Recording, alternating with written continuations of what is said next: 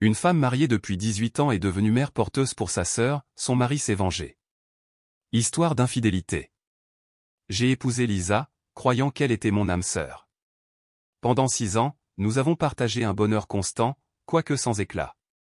Nous avons eu 3 enfants, dont 2 jumeaux, qui étaient le centre de notre existence. Elle et moi avons construit notre vie dans un quartier pavillonnaire aux rues tranquilles et aux pelouses impeccablement tondues, et je me souviens avec tendresse de ses premiers jours. Le calme des nuits de banlieue me donnait un sentiment de sécurité, comme si nous étions dans une bulle où rien de vraiment mauvais ne pouvait arriver. Nous nous installions après le travail avec des rires qui résonnaient dans toute la maison, les jumeaux gazouillant dans leur berceau, notre aîné essayant déjà de faire ses premiers pas dans le salon. Souvent, quand je rentrais à la maison, le sourire de Lisa illuminait le couloir. Elle m'accueillait d'une chaleureuse étreinte, d'une plaisanterie sur les couches ou le dîner, et tout semblait parfait. Si parfait que je n'aurais jamais imaginé à quelle vitesse tout pouvait se détériorer. Tout a commencé l'année dernière avec un seul choix que Lisa a fait sans me demander mon avis. Ce choix a tellement détruit notre mariage qu'il ne m'a laissé que trahison, rage et un besoin impérieux de vengeance.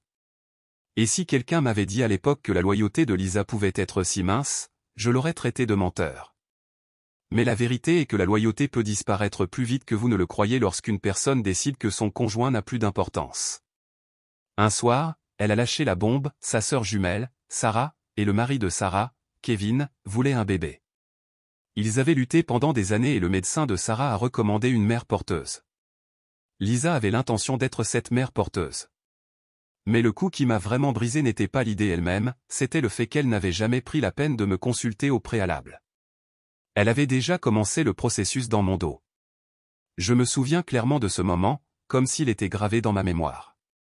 Nous étions assis ensemble sur le canapé enfin, physiquement ensemble, mais chacun perdu dans ses propres pensées. Une émission humoristique de fin de soirée clignotait à l'écran, à moitié oubliée. Lisa m'a jeté un coup d'œil, téléphone à la main, et a dit, presque avec désinvolture, « Grant, il y a quelque chose que j'ai décidé de faire. » La nature désinvolte de son ton a déclenché des sonnettes d'alarme dans ma tête. Lisa ne parlait comme ça que lorsqu'elle avait une grande annonce à faire, quelque chose qu'elle était déterminée à faire passer quoi que je pense. Mon estomac s'est noué. J'ai coupé le son de la télévision. Qu'est-ce qui se passe? Tu as l'air sérieuse. Elle a lissé une mèche de cheveux noirs derrière son oreille. Je vais être la mère porteuse de Sarah. J'ai cligné des yeux.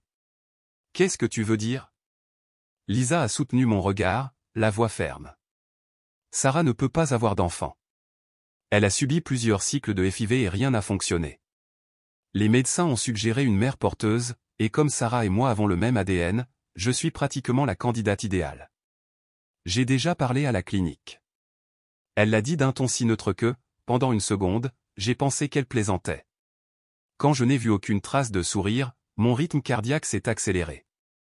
Tu as déjà, ai-je dit en déglutissant difficilement. Lisa, est-ce que tu es en train de me dire que tu portes l'enfant de Kevin? Elle a expiré. L'enfant de Sarah et l'enfant de Kevin. Ce serait leur embryon. Génétiquement, je ne suis que la porteuse. J'ai senti ma mâchoire se serrer. Et quand as-tu décidé tout cela, exactement? Sans me le dire? Elle a levé le menton. Je savais que tu paniquerais. J'ai pris cette décision parce que Sarah est ma jumelle et que je ne supporte pas de la voir malheureuse. Kevin et moi en avons longuement parlé et je suis certaine que c'est ce que je veux faire. Kevin et toi en avez longuement parlé, ai-je répété, une bouffée de colère brûlante dans le ventre. C'est formidable. Pendant ce temps, je suis ton mari et je l'ai appris en dernier. As-tu la moindre idée de ce que je ressens? Ses yeux ont lancé des éclairs d'exaspération. Grant, je suis désolé, mais c'est mon corps. Je le fais avec ou sans ta permission. J'espérais que tu me soutiendrais, et oui, j'aurais dû te le dire plus tôt, mais je savais que tu essaierais de m'arrêter, et c'est trop important. J'ai à peine pu parler pendant un moment, la gorge tellement serrée par la fureur. Alors c'est tout? Tu me dis d'accepter une grossesse qui n'est pas la mienne, de te regarder porter l'enfant d'un autre homme sous notre toit, et tu penses que je vais simplement sourire et applaudir? Lisa a posé son téléphone et a croisé les bras. Tu peux appeler ça comme tu veux, mais ça arrive. Sarah et Kevin comptent sur moi, et si tu m'aimes vraiment, tu respecteras cela. Un calme glacial s'est installé sur moi, plus effrayant que la colère pure et simple. Respecter? Tu ne fais pas preuve de respect en prenant ton mari au dépourvu avec un choix qui a un impact sur notre mariage. Tu ne prends pas seulement des décisions concernant ton corps, tu prends des décisions concernant notre famille. Elle s'est levée, les poings serrés. Arrête de faire comme si tu étais la victime. Sarah fait partie de la famille aussi, et je la sauve.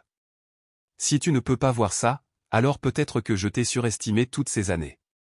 Cette dernière déclaration m'a fait franchir le seuil. Surestimé? Lisa, si tu fais ça, ça va nous déchirer. Elle est passée devant moi, les épaules raides. Alors peut-être que nous ne sommes pas aussi forts que je le croyais. Je suis resté là, bouillonnant, le cœur battant si fort que j'entendais le sang couler dans mes oreilles. J'ai essayé de respirer malgré la colère, mais j'avais l'impression d'une trahison si profonde que je ne pouvais pas la nommer. La maison silencieuse me pesait, lourde des répercussions de sa nouvelle. Et même si je me disais que je devais me calmer, je savais déjà que tout avait changé. Les jours qui ont suivi ont été tendus. Lisa parlait ouvertement des rendez-vous chez le médecin, des médicaments pour la fertilité, des calendriers d'implantation. Elle m'en disait plus, comme si nous discutions des courses à faire, et non d'une maternité de substitution qui allait changer nos vies. Je pouvais à peine l'écouter sans avoir envie de vomir. Chaque mention me rappelait qu'elle avait fait un choix qui avait anéanti toute notion de partenariat que nous avions. 2 soirs après qu'elle me l'ait annoncé pour la première fois, je suis rentré à la maison et j'ai trouvé une boîte d'une clinique de fertilité dans notre réfrigérateur. Des flacons de médicaments, des seringues et des instructions étaient éparpillés sur la table de la cuisine. Lisa feuilletait un épais paquet de papier. « Qu'est-ce que tout cela » ai-je demandé brusquement, en désignant le matériel. Elle m'a jeté un coup d'œil. Traitements hormonaux. Je dois les commencer pour que mon corps soit prêt pour le transfert d'embryons.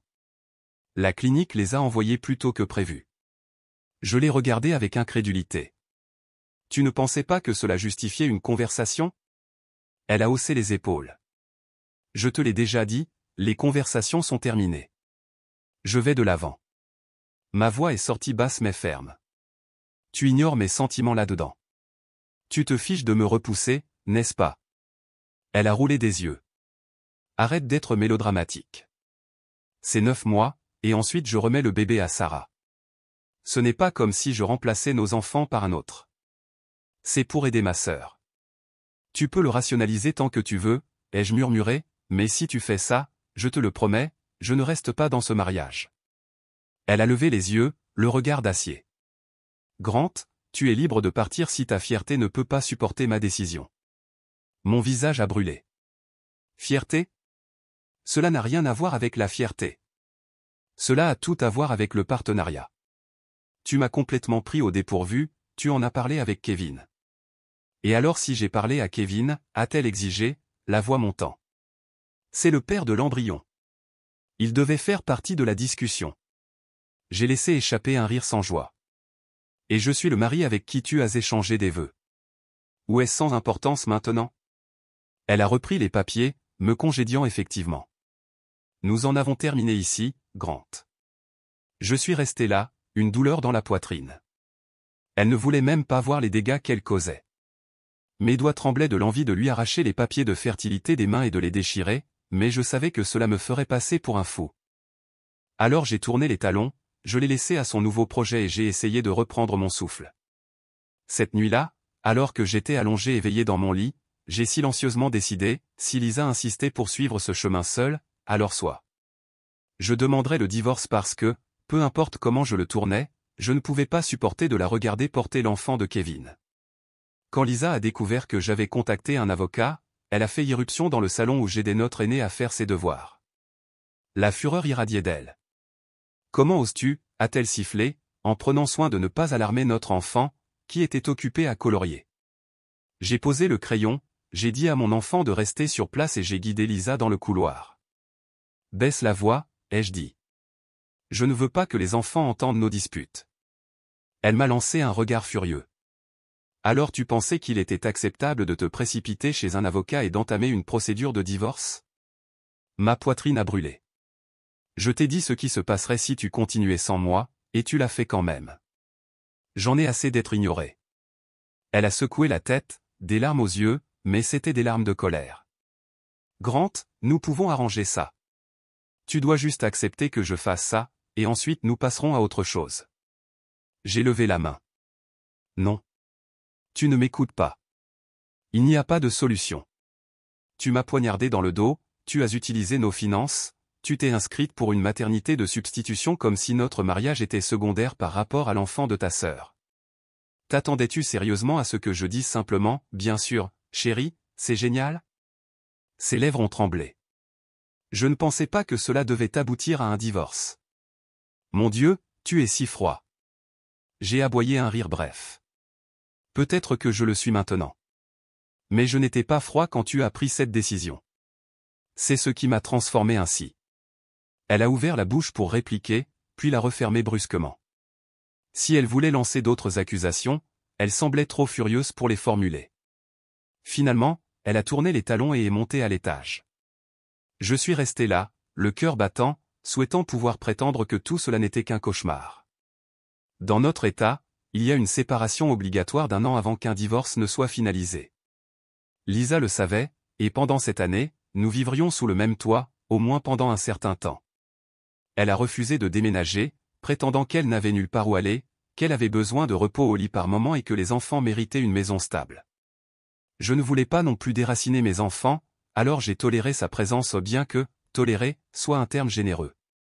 Elle occupait notre chambre d'amis, ou parfois le canapé du salon, et j'ai pris la chambre principale. Nous nous déplacions comme des étrangers partageant un espace, nous parlant à peine. Les enfants s'en sont rendus compte, bien sûr, et ont demandé pourquoi maman et papa ne s'asseyaient plus ensemble au dîner. Nous avons essayé d'agir civilement devant eux, mais la tension s'est infiltrée dans tous les coins de la maison. La sœur jumelle de Lisa, Sarah, s'est présentée un week-end avec Kevin à la remorque. Je les ai trouvés dans le salon, en train de regarder des poussettes dans un catalogue glacé, comme s'ils étaient les propriétaires des lieux. Nos enfants jouaient dehors, donc je n'avais aucune raison de feindre la courtoisie. Kevin s'est levé du fauteuil inclinable quand je suis entré. « Grant, salut », a-t-il dit maladroitement. Nous étions juste, tu sais, en train de planifier pour le bébé. Lisa a besoin que certaines choses dans la maison soient confortables. Je l'ai regardé fixement. Pourquoi Kevin ne peut-il pas acheter tout ça pour sa propre maison, puisque c'est là que le bébé vivra éventuellement? Kevin a laissé échapper un rire gêné. Eh bien, nous pensions qu'il serait bon d'avoir des fournitures ici pendant que Lisa porte. Je l'ai coupé. N'ose pas parler de fournitures dans ma maison comme si c'était ton salon de bébé personnel. Les joues de Lisa sont devenues rouges. Tu es déraisonnable.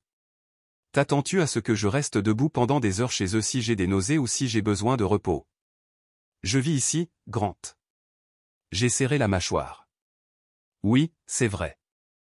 Mais peut-être que Kevin et Sarah devraient me montrer un peu de respect et ne pas traiter cette maison comme leur quartier général de planification de bébés. Kevin a jeté un coup d'œil à Sarah, qui se tenait derrière le canapé, les bras croisés. Sarah m'a lancé un regard d'acier. Grant, ce n'est pas comme si nous aimions être ici, a-t-elle dit. Nous essayons juste de rendre cela aussi indolore que possible pour Lisa. Ma colère s'est enflammée. Laisse-moi deviner, tu t'attends à ce que je sois d'accord? Peut-être frotter les pieds de Lisa, soutenir ses envies de grossesse, tout cela pour un bébé qui n'est pas le mien. Sarah a levé les mains en l'air.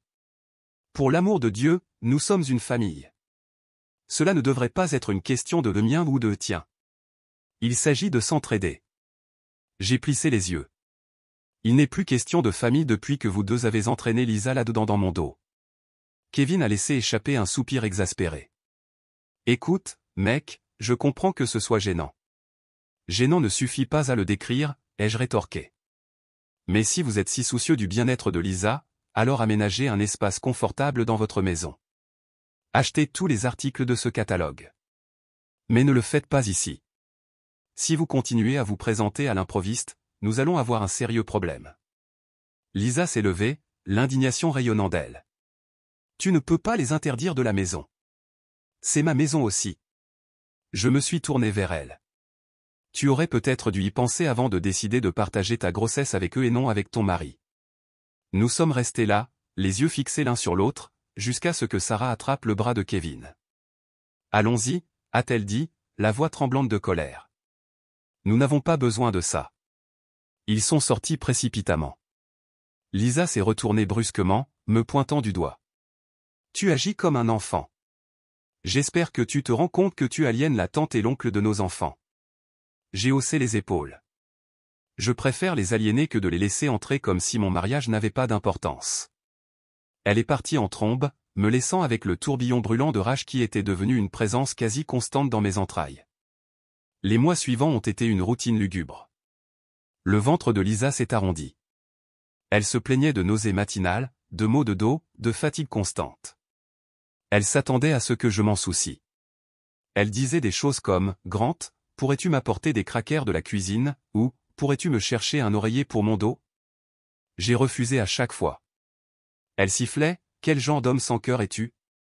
Tu peux regarder la mère de tes enfants souffrir ainsi et ne pas lever le petit doigt. » Je répliquais « Tu es la mère porteuse de Kevin.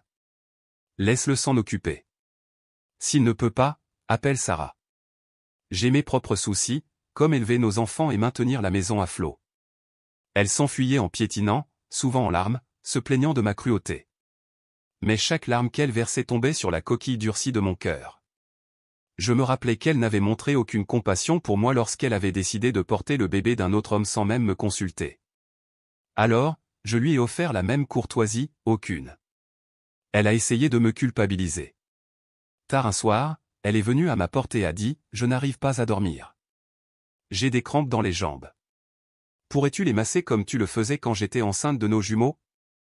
Je l'ai regardée fixement depuis l'embrasure de la porte, son visage un mélange de désespoir et d'espoir. Puis j'ai dit platement « Non » et j'ai fermé la porte au nez. Mes enfants ont remarqué la friction. Notre aîné a demandé « Papa, pourquoi tu ne fais plus de câlins à maman ?» J'ai ravalé l'amère vérité et j'ai dit gentiment « Parfois, les adultes ne s'entendent pas.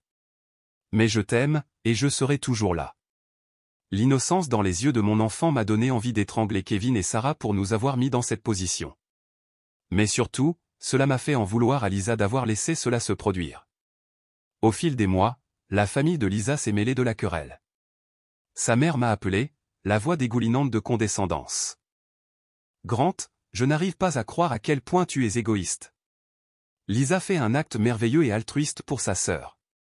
Comment peux-tu lui refuser ton soutien ? » J'ai dit froidement, demandez peut-être à votre fille pourquoi elle l'a fait sans me le dire. Je ne lui dois aucun soutien. Ce bébé n'est pas le mien. Son père a essayé l'intimidation. Jeune homme, a-t-il grogné au téléphone, tu t'engages sur une voie très sombre. Si tu n'aides pas Lisa, nous ferons en sorte que tu le regrettes. J'ai souri au téléphone, bien qu'il ne puisse pas me voir. C'est intéressant, parce que je regrette déjà d'avoir fait confiance à votre fille pour mon mariage. Bonne chance avec vos menaces. Ils ont raccroché. Je n'avais aucun doute que toute la famille élargie me considérait comme un monstre. Mais je savais aussi que le tribunal verrait les faits, Lisa était enceinte de l'enfant de quelqu'un d'autre, financé en partie par nos finances communes, sans mon consentement. Ce serait de sa faute. L'une des pires confrontations s'est produite au 7e mois. Lisa, le ventre gros et lourd, est rentrée à la maison un soir avec des sacs d'épicerie. Elle a eu du mal à les porter, en laissant tomber presque un sur le porche. Elle a crié « Grant, peux-tu m'aider s'il te plaît ?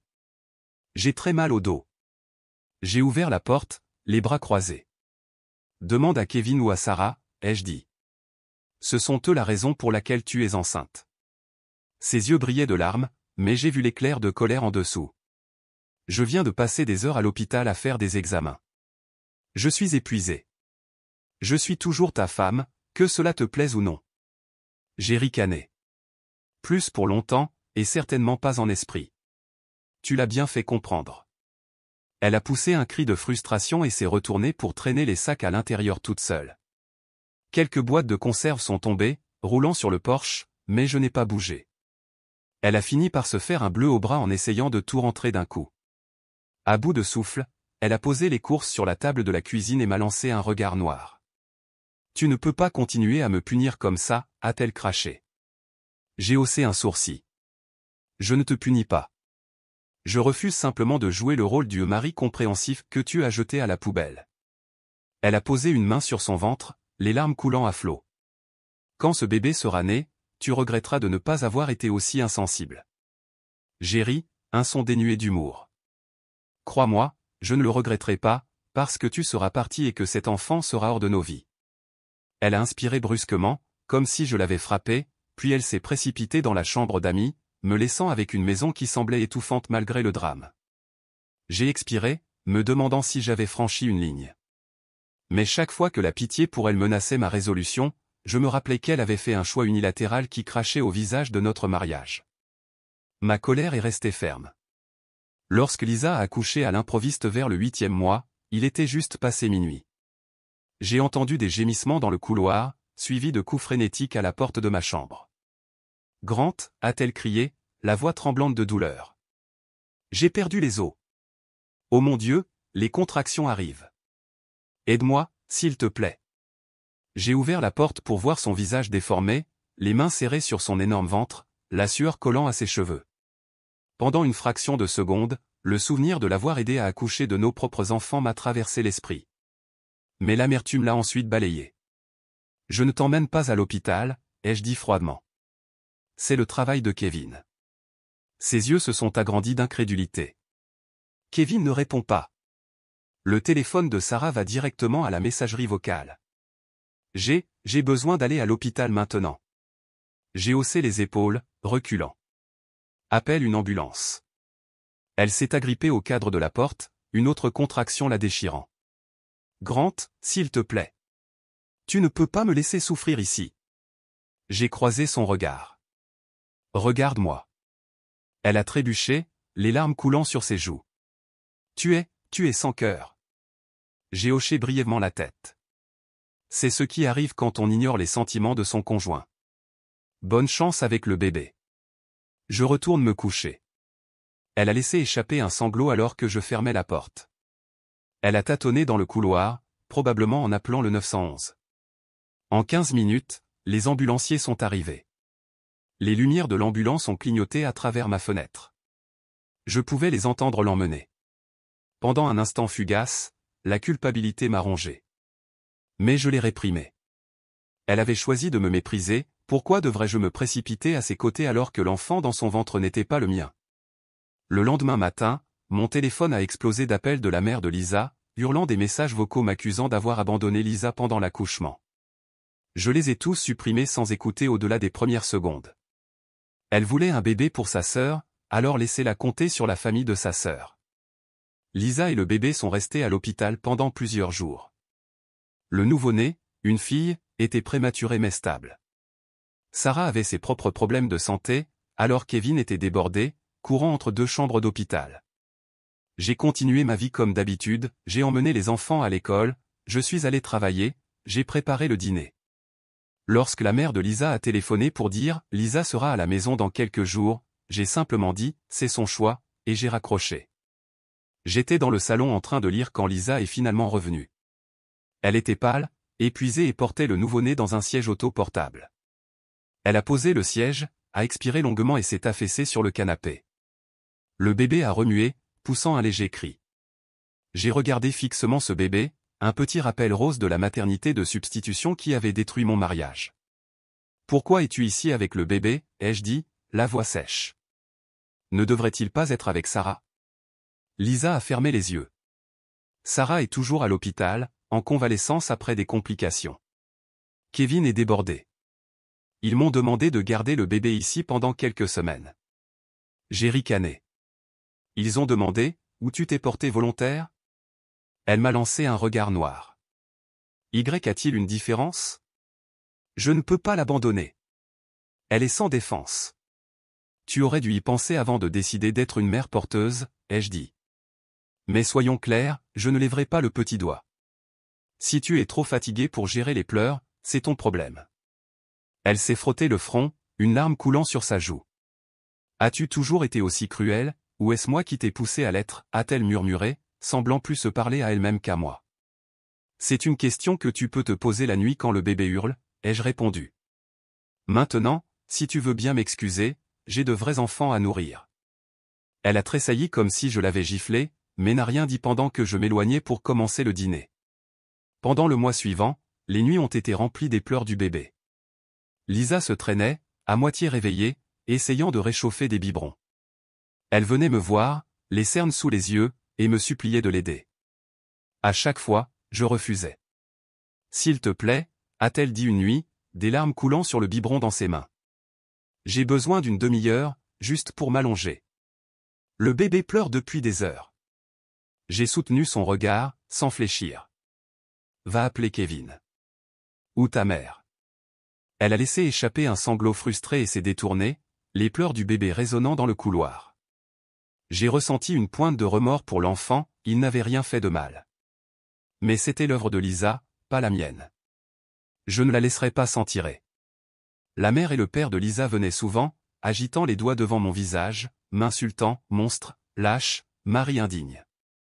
Parfois, le père de Lisa essayait de me coincer dans la cuisine. Écoute-moi bien, disait-il, tu devrais avoir honte. Lisa est en postpartum. Elle a besoin de repos. Tu ne peux pas l'abandonner comme ça. Je le regardais fixement. Elle aurait dû y penser avant d'ignorer mes limites. Laisse Kevin s'occuper du bébé. Laisse ta famille s'en occuper. Pas mon bébé, pas mon problème. Il s'éloignait en piétinant, me maudissant à voix basse. C'était un cœur constant de condamnation, et je l'ai enduré avec une sombre satisfaction. La famille de Lisa pensait que j'étais sans cœur, mais jusqu'à présent, la loi était de mon côté, surtout une fois que les finances sont entrées en ligne de compte. Le processus de divorce était lent, mais il avançait petit à petit. Mon avocat a présenté des preuves que Lisa avait puisées dans nos comptes joints pour payer certaines dépenses liées à la maternité de substitution, falsifiant parfois ma signature. Les documents du tribunal précisaient la chronologie, la tromperie explicite de Lisa, son mépris de mon refus, son détournement de fonds matrimoniaux. Le juge a eu une opinion particulièrement négative de la falsification. Pendant ce temps, l'avocat de Lisa a essayé de me faire passer pour un homme cruel qui avait abandonné sa femme enceinte. Mais comme le bébé n'était pas le mien et qu'elle avait caché ses projets de maternité de substitution, son argument avait peu de poids. La sœur jumelle de Lisa et Kevin, ironiquement, sont restés silencieux sur la question des finances, probablement parce qu'ils étaient soulagés de ne pas être responsables. Si Lisa vidait nos comptes, ils voulaient simplement le bébé. Mais avec les problèmes médicaux continus de Sarah et la situation professionnelle incertaine de Kevin, ils ne pouvaient même pas prendre la garde complète immédiatement.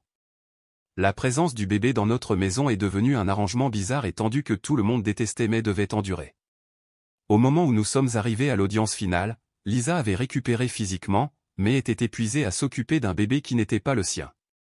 Elle m'a coincé dans le salon 2 semaines avant la date du procès, le bébé dormant dans un berceau. J'ai besoin d'une aide financière, a-t-elle dit sans détour.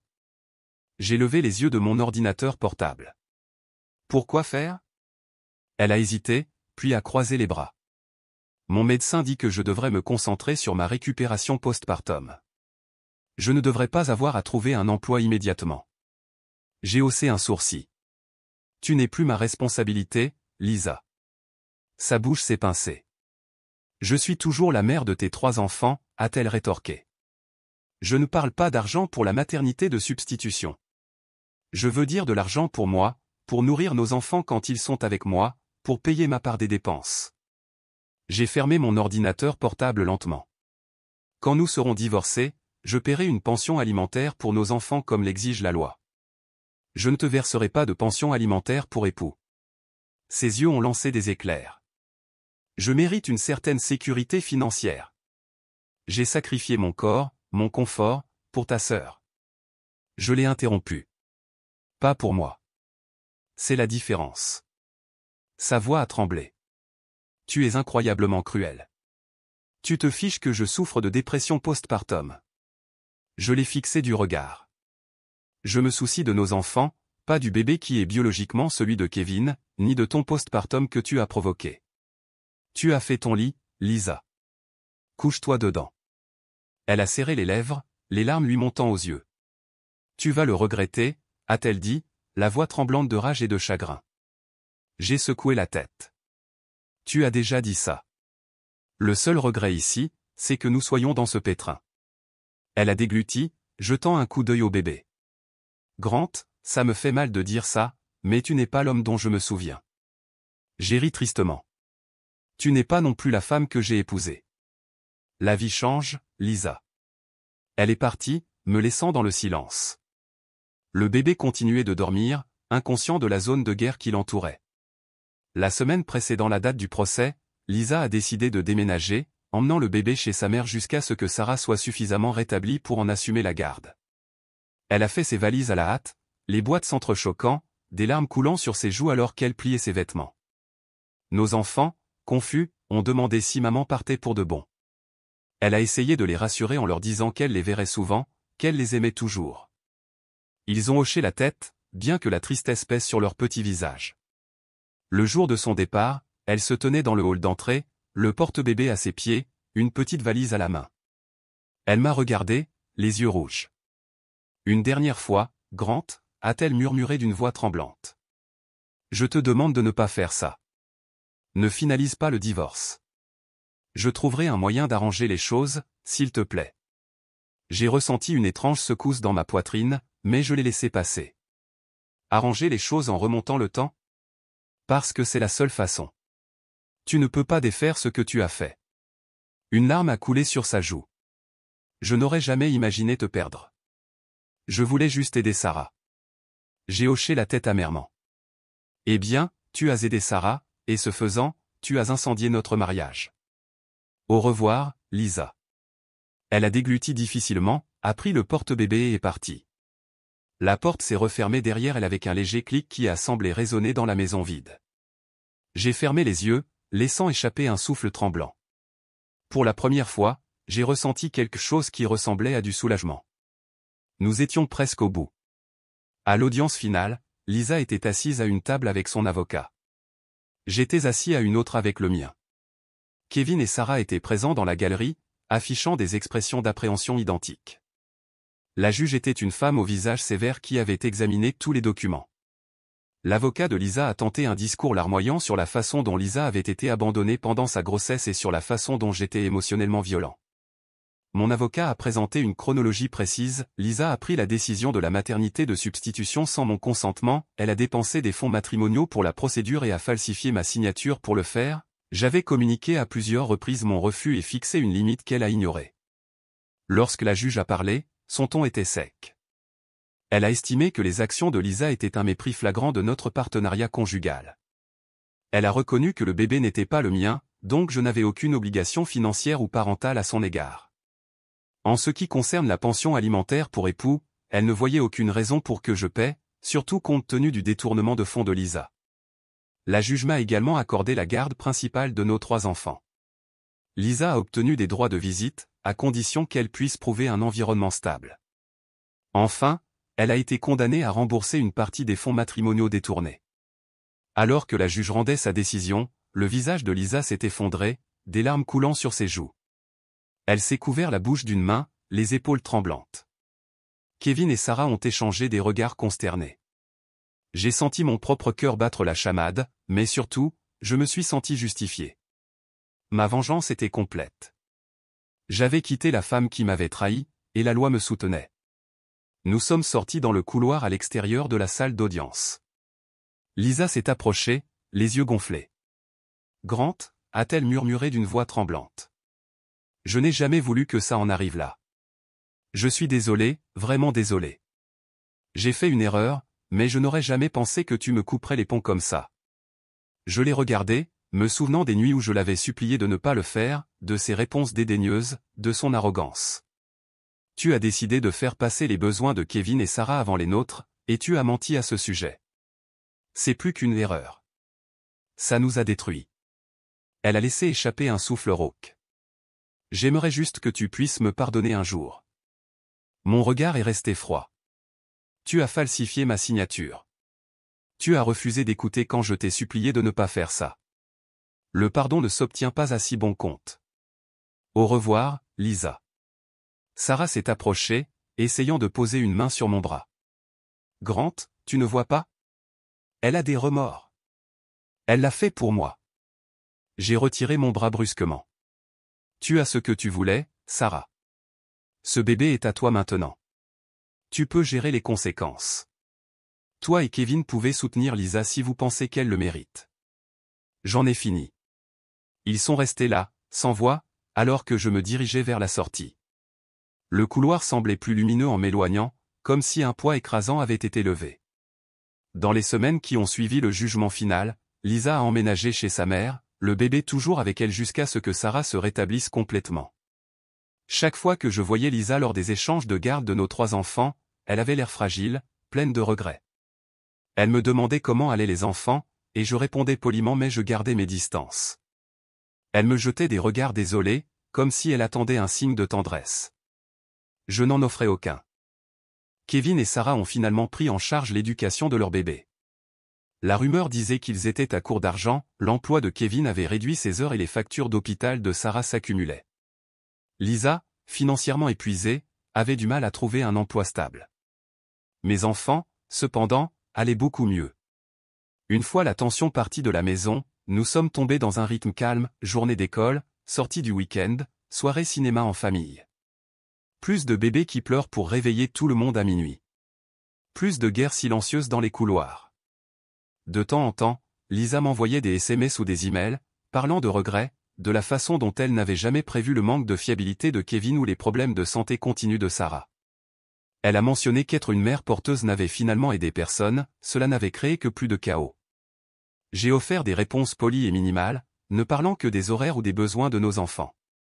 Un jour, mon aîné m'a regardé en jouant avec des Legos. « Papa, est-ce que tu aimes toujours maman ?» J'ai marqué une pause, m'agenouillant à côté de lui. Je me soucie d'elle parce que c'est ta mère.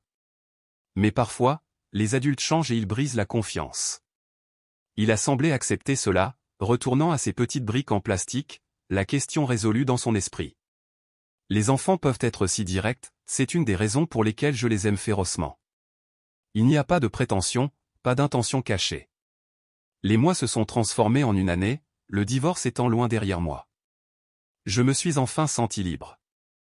J'ai gardé la maison, un emploi stable et la garde principale.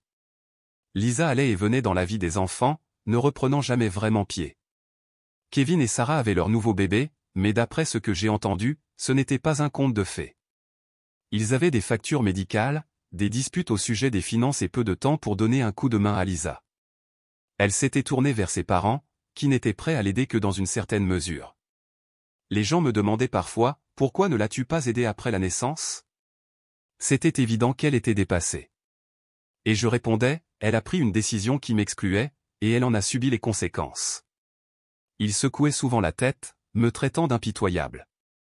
Peut-être que je l'étais. Mais dans un mariage, le respect et l'honnêteté sont essentiels. Elle n'a montré ni l'un ni l'autre. En fin de compte, ma vengeance n'était pas une question de violence ou d'humiliation publique, il s'agissait de la laisser affronter seule chaque conséquence de son choix. J'ai retiré le soutien qu'elle tenait pour acquis et je l'ai laissé voir à quel point le monde pouvait être dur lorsqu'elle négligeait la confiance de son mari. La juge a vu les choses comme moi, et la dure réalité de la vie aussi. Si vous me demandez maintenant si je regrette d'avoir été aussi impitoyable, je dirais non. Lisa a porté le premier coup en me trahissant.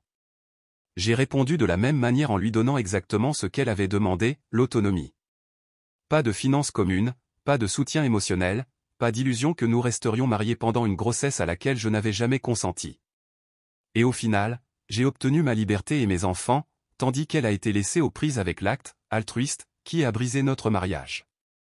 C'est l'histoire de la façon dont la maternité de substitution pour sa sœur a transformé Lisa, ma femme bien-aimée, en une étrangère, et comment j'ai trouvé ma satisfaction à ne pas la sauver de ses propres choix. Si c'est cruel, alors la cruauté était le prix de ma dignité. Et c'était un prix que j'étais plus que disposé à payer.